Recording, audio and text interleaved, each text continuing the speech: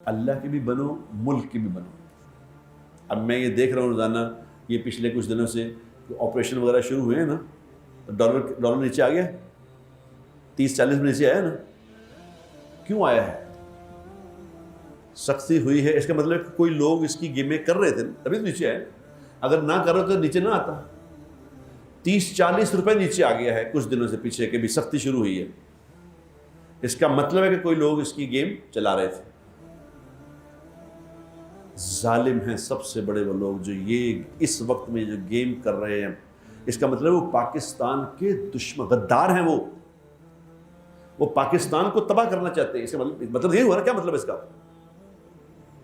कि पाकिस्तान की एक्सपोर्ट पे असर पड़ रहा है, पाकिस्तान की इंपोर्ट पे असर पड़ रहा है, पाकिस्तान पे असर पड़ रहा है। वो चंद लोग मिलके पैसे बनाने के चक्कर में हैं और मुल्क जाता जहां भाड़ में जाता है जाए, हम पैसे बना लें।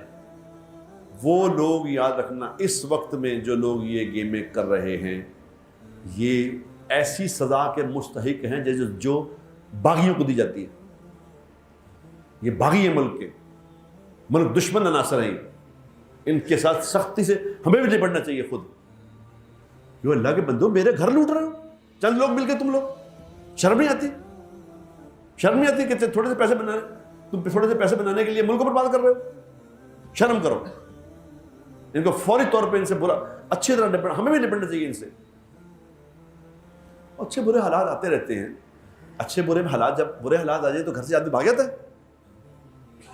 एक आदमी ने मुझे कहा मेरा पागल हो गया, तो मैं कहा उसको गोली मार दो। क्या करोगे? कोशिश करो कि किसी तरह ठीक हो जाए, अपनी सारी एफर्ट लगाओगे कि ठीक हो जाए। ये थोड़ी कहोगे कि गोली मार दो उसको, तुम उल्टा मारने के चक्कर में हो। मैं यकीन करो पिछले 10 दिनों से देख रहा हूं, मेरे दिल पे इसका बड़ा सख्त बोझ है। ये क्या हो रहा है? इसका मतलब है कि कुछ लोग हैं ऐसे जो इसको बर्बाद करने के चक्कर में हैं। अल्लाह उनको बर्बाद करे। अगर उनकी किस्मत में हिदायत नहीं है तो अल्लाह उनको बर्बाद करे।